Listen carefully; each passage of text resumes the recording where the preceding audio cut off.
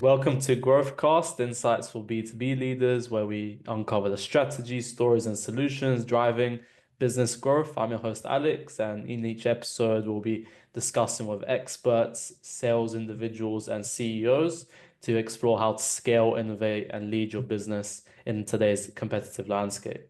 Today, we have Amy. Nice to meet you today. How are you? Lovely to meet you, Alex. Thank you for having me. I'm doing well, thank you. How about yourself? Yeah, I'm great. It's close to Christmas when we're recording this episode, so looking forward to a nice break. How about yourself? Yeah, looking forward to a break as well, although I'm technically already on one. Yes, exactly. You mentioned that you're actually during a time off, so jealous of you during that period now where everyone else is busy, but you get to be off for a week. So just for our audience to understand a bit more, do you mind doing a brief introduction around yourself, what you currently do? Yeah, of course. So I'm currently enterprise salesperson for EMEA at a company called Quid. And I've worked in software sales for about 8 years now at a variety of different software startups and scale ups, selling to a wide range of different types of clients and accommodating many different types of use cases. So throughout my career, I'd say I've very much been a hunter, so focused on new business. And currently, most of my focus is on that. But I actually do a little bit of account management as well in my current role. So supporting some of our amazing clients in but being successful in their collaboration with us and hopefully growing that engagement over time. Purely because I speak French and we have a French client who doesn't like to deal with us in English. So, Amy, what's got you to quit at the moment? So, of course, you've been through a few startups, a few large organizations. How did you end up at Quid? Yeah, good question. It's actually an interesting story. So I knew my current boss, who's the VP of EMEA, Marianne, and the company about a year and a half prior to actually joining Quid. Because I actually interviewed at Quid prior to my last company at Verity, which was a Martech company. And I was offered the role of account manager, which I had to turn down because, as I mentioned, I'm very much a new business hunter, and that's really my focus. So I was really conflicted because I loved the company, I love Marianne, but I just didn't want to be in an account management role. So I had to turn it down. But she did what very few hiring managers do, which is that she reached out saying she wanted to stay in contact, and we did stay in contact. Yeah. And about a year and a half after I joined Verity, the timing was right. She had an opportunity that was a new business opportunity, so I ended up joining her team. She'd also been promoted to VP of EMEA, so it's the right timing. So I guess it's like sales, where it is worth staying in touch with maybe ex clients, ex Yeah. prospects, because you never know. It could be a case of right person, wrong time. Yeah, no, definitely. There's many instances I can recall in my sales career where timing wasn't right, but then 3, 4 months, 2 years later is the right time. So that's great. So tell me, you've been in the sales game for quite a long time. Mm. What's been the most challenging during your sales career, and what's been the most exciting part of being in sales? Well, I think any salesperson knows that in sales, there's only so much that you can control, and there's a lot of uncertainty. So there are always things that come about that you didn't expect, that could hinder a sale, or steps that you didn't realize needed to take place that could also hinder or stall a sale. So yeah, there's a lot of uncertainty. I think for me, what's really important is building a strong relationship with my prospects, get them to understand, we are on the same side, which then hopefully leads them to being really open and transparent with me and giving me the information I need to help them succeed. And but also dealing with the right champions and having more than one champion or more than one person I'm selling to with an organization just to help de-risk. Yeah. And in terms of the exciting parts, I think when you're able to really deliver significant value to a client's organization. I personally find that so fulfilling when you're able to really help alleviate some of their big challenges and give them significant benefits and help your champion shine. I think that's so rewarding. Yeah, no, definitely. So it's always good to have a champion in the business that put that business case well, so I can imagine that. And of course, you've been through so much change in the sales environment. Like we had COVID, then we had Russia, Ukraine, or now Israel, etc. Next year, I don't know what's going to come about. So what challenges has that like caused for you during your sales process? What adoptions have you had to do to maneuver that tough environment? Yeah, I mean, this year's certainly been an interesting one. I personally wasn't in the workforce during the 2008 financial crisis. Yeah, So outside of COVID times, which I think there were many facts of COVID that made it outside the norm, I've not really experienced working in sales during a recession until now. Um, it's also interesting because I feel like for a long time in tech, there was this sort of optimism, growth, and there was just so much money going around. yeah, That certainly I feel like stopped, where you're seeing a lot of smaller companies or even bigger companies start to fail. And at Quid, I sell to our large enterprises, and we define that yeah. by companies with annual revenues above $5 billion. So just like Mhm. the tech sector is currently struggling, all companies are being impacted. So I've been seeing that restructuring is becoming the norm, where pretty much all the companies I'm selling to are going through some sort of restructure, where teams are being, in some cases, removed entirely or being moved around. They're looking to outsource more and more. So I think it's a challenge trying to sell to a company when you're selling a solution that warrants, significant budget, when Yeah, companies I'm selling to are trying to become more efficient and cut costs, and they also have less people. So a challenge I face is that the actual, champion I've got or the prospects I'm selling to, they don't know what their role is going to look like next year, or if, they'll be at the company for either. So there's just a lot of uncertainty, and I think it's hard to build that urgency when they can struggle to make a decision on procuring our solution during these times of uncertainty. Um, so I think one thing I've been doing to mitigate that is to really keep in the back of my mind that old sales expression, time kills deals. I think it's more true now yeah, than ever. I found that a lot of the times when deals have been stalling, they end up, closing, that as in not the good type of closing, but close losting. yeah, So I'm trying to find ways to speed up the sales cycles, de-risk my deals by selling to, ideally, multiple different teams and different people, so that, if one person or one team, their priorities change and what we're doing is no longer relevant, it's all right because there are other people that I'm dealing with. Um, at Quid, what we've been doing is I've been selling proof of concepts. So they're paid proof of concept that typically lasts between 2 to 4 months, where we mhm, treat the clients as you'd any other client, and technically our clients, because it is paid. And that's been a great way to get prospective clients to commit to working with us, to assure them, we are going to achieve their desired outcomes. I would fully scope out what it is that we're going to explore during the proof of concept. So we just explore the use cases beforehand, along with success criteria, and make sure that we met those. And it would be very engaged. So we'd meet with them maybe 2, 3 times a week. And it's really astounding how much you'd accomplish in a relatively short space of time when you have scoped out what it is you want to achieve, and you have got a relatively short period of time to achieve outcomes. So I've been doing that. It's been working quite well. So far it's 100% success. Yeah, 100% amazing. success rate, which is rare. But yeah, I'm just trying to find ways of doing things a bit differently, just to get the sales in quicker. Yeah, no, definitely. And I can imagine during restructuring, everyone saying, hey, we're trying to cut costs. It's really hard to put in a business case for them to spend more, right? So I'm sure it's affected your sales process more than what you've just said. So Yeah. holding on to that cost piece, how would Mm. you typically objection handle that situation?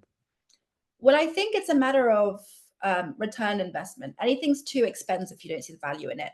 Obviously, we've got to caveat that by having money at least. So, So what I've been finding is nice to have deals just aren't closing. So if I'm speaking with a prospect and their needs are aligned with what would make us a nice to have, I just qualify them out there and then, because it's just not, it's not going to happen. The deal won't be closed. We won't be able to support them, unfortunately. So I think I'm putting a big emphasis on really being able to understand and quantify the return on investment that we could add for their business, and to really yeah, understand what the impact would be for them to do nothing. Because doing nothing, I think, is always up, my biggest competition. yeah, And also seeing, is what we're doing tied to a big corporate objective, or is there a strong, compelling event? Like, is there a way to really drive urgency, and also making sure that I'm dealing with the right people, that my champion or the people that my champions are collaborating with, do they have real authority and power? And can we yeah, solve real problems for them? Because I find that as budgets reduce, there are more vendors competing for the same budget. So you want to get yeah, prioritized.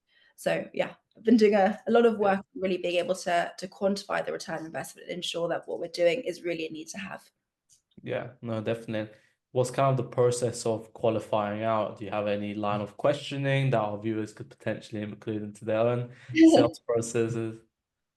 I do. So there is a bit of a I guess a template to my questioning, but I always customize it when I'm doing my preparation for speaking with prospects to ensure that it lines with them. I think I really, at the core, I really want to understand them and their problems.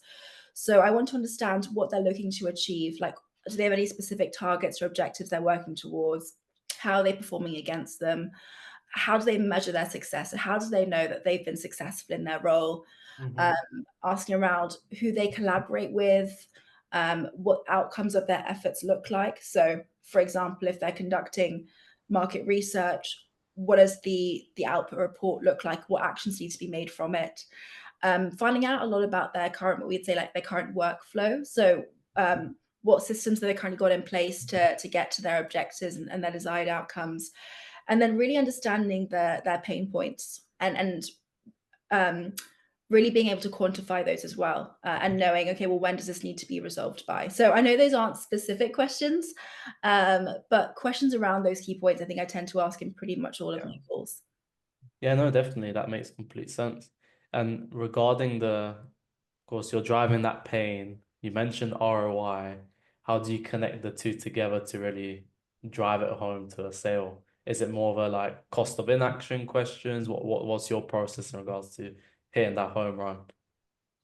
Well, I think telling someone you told me is can be very powerful because it's not me telling them these are your problems. They told me those are their problems, and I think it is worth kind of reminding them at each stage of, this is why we're having these conversations. This is why you're speaking with us and you're exploring working with us.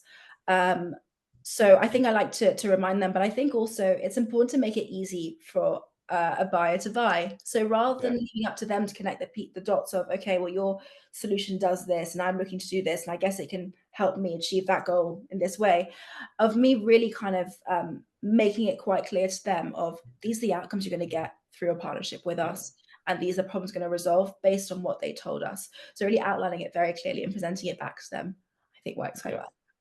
Yeah, definitely. I think a lot of salespeople they're quite scared to say that back and like give that push. Oh, you actually told me this, so why are you backing out of it now, right? You said you need this. So that's a really good point that you made there. And of course, this year has been a very tough sales environment, like you mentioned. The money's been drying up. COVID, there was actually huge cash injections where businesses could spend. We've seen across 2024 that's not been the case. What trends are you seeing for 2025? I think efficiencies is a big one. So, funnily enough, a lot of the companies that I'm speaking to who are going through restructures, their restructures seem to be getting finalized in early January of next year. Hmm. So I think we're going to see what the outcome of those restructures will look like, what their key priorities and objectives will be, which, yeah, I'm not sure of yet because a lot of the people I'm speaking to don't know yet. So I'll have to wait and see on that front. But yeah, my assumption is that efficiency will be a core objective.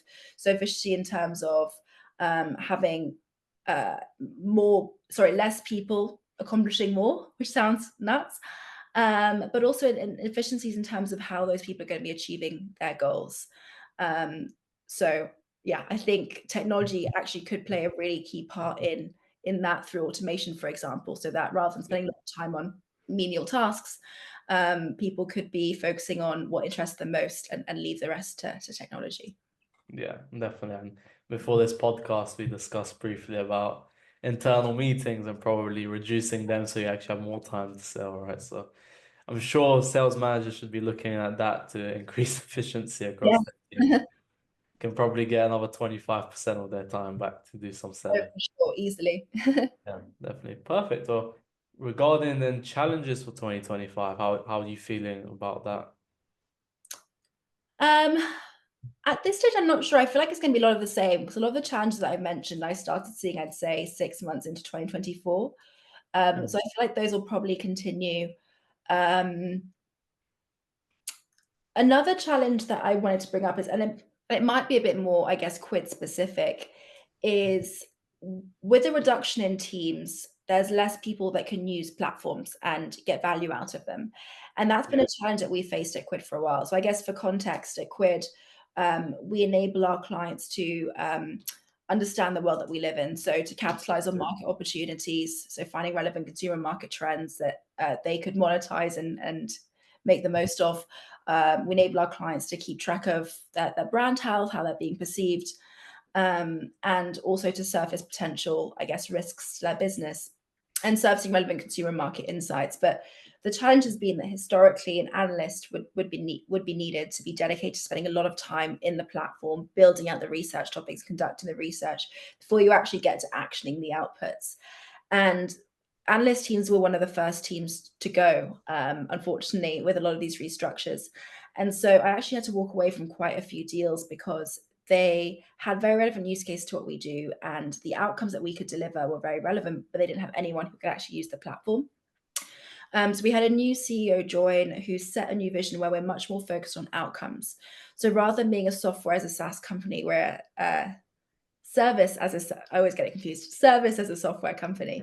Yeah. So what that means is our clients don't have to worry about using the platform themselves or getting their head around it or being overwhelmed like, wow, there's a lot to learn here. As we Yeah. take that on board ourselves and just deliver the outputs to them, so the outcomes, and we would commit to achieving specific outcomes for them. So I've been seeing that's a big trend where, and it could just be for my industry and for what I'm selling, but where companies are much more outcome focused. They Yeah. they want to get there quicker in terms of, okay, what can this platform do for us? Let's just get there. I don't want to go through the intermediary steps to getting there. So that's a big trend I've seen, but again, it could be more specific to my company. So more of a done for you approach as opposed to do it yourself with an account manager holding your hand from here and there.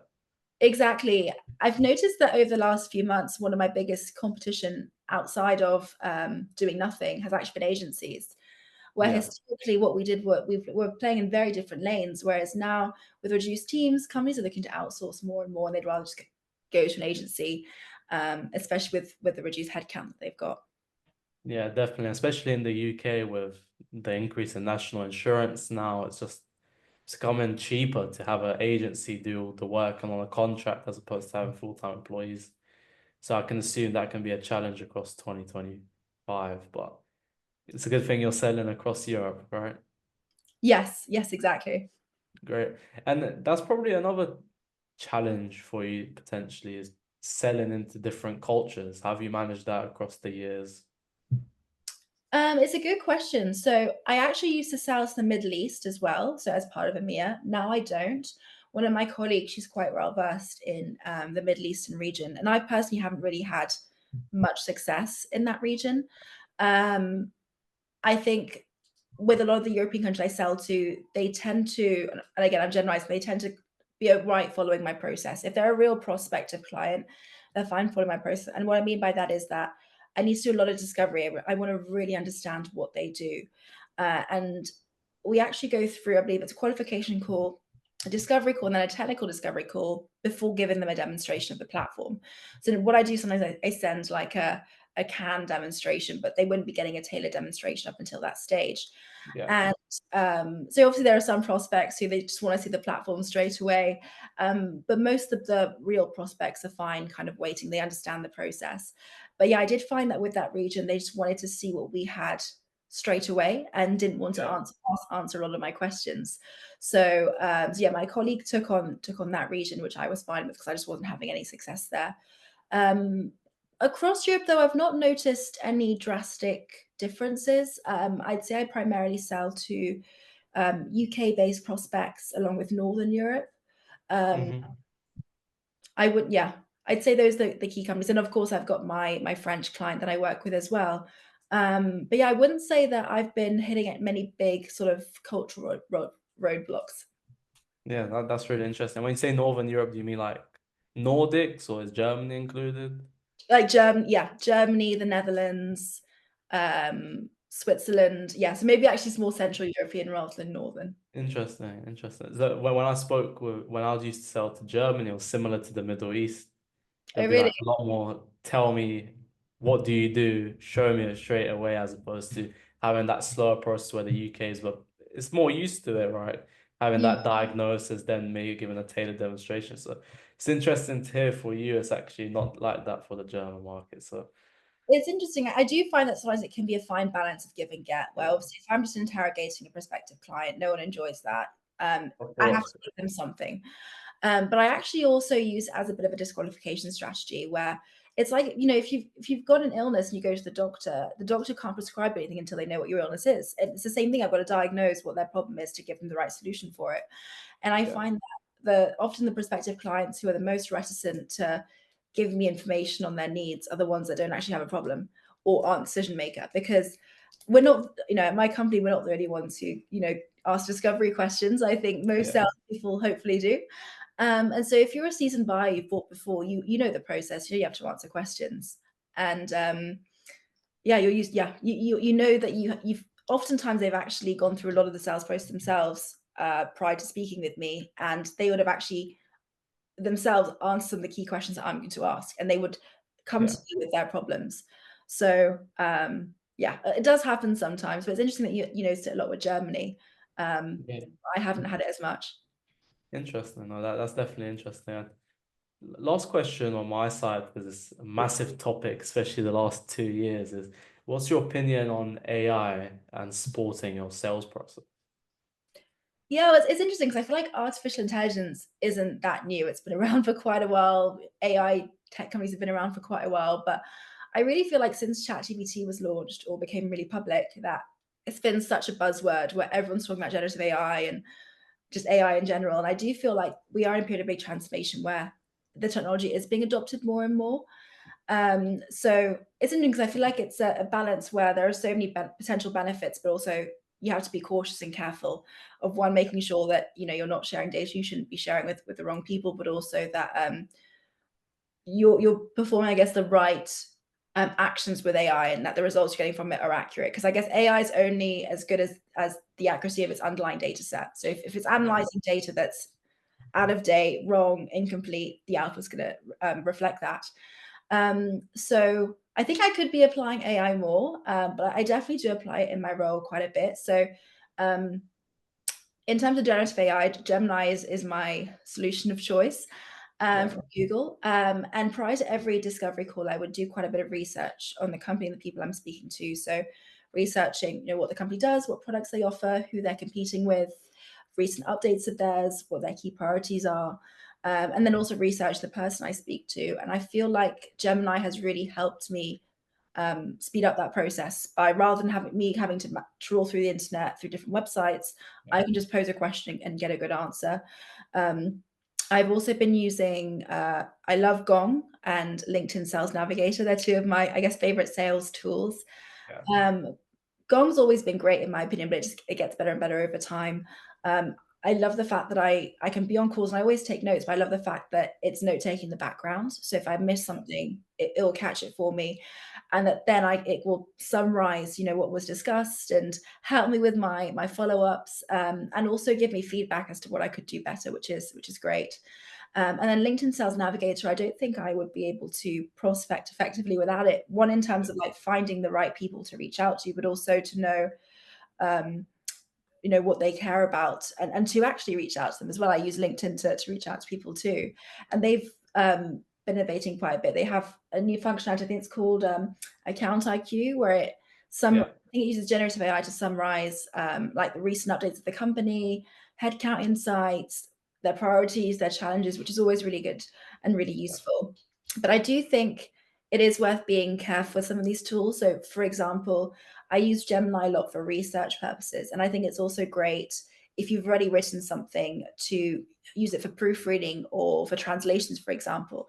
But I don't really like using a solution like that to write messages for me, because I feel like sometimes it can be quite fluffy and not and say a lot without saying anything at all, where it's written really nicely, but yeah, not really saying very much. So I think the combination of a human with AI together is the most powerful. Where we shouldn't just delegate our work to them and let them work inside it, but actually think of them as a peer or colleague that we can collaborate with.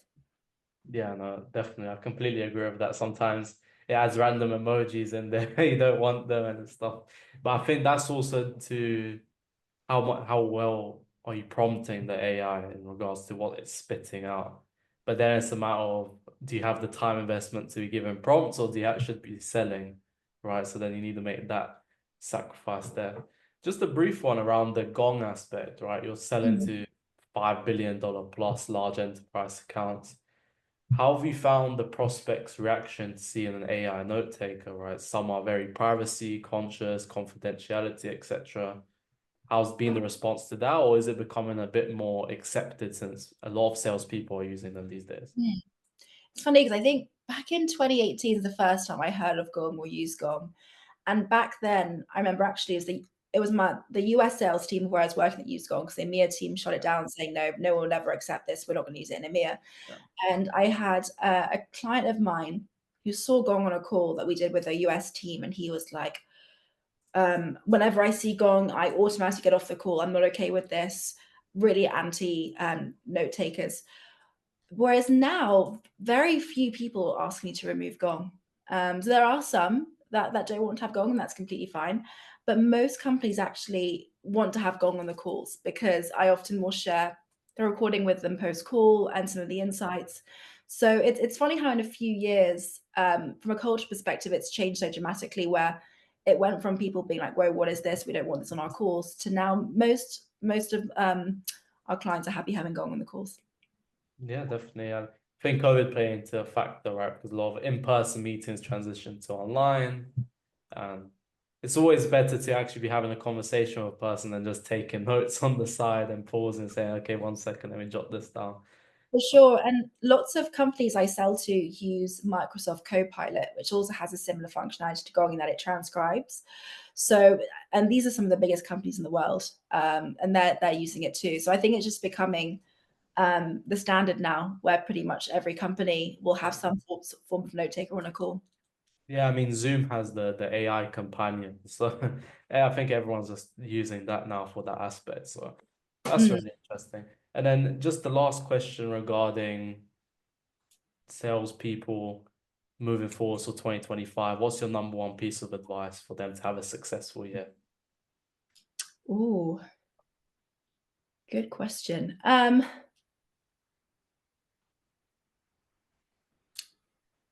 I think for me, if you really want to help your customers, your clients, and really understand what their problems are and solve them, they can sense that.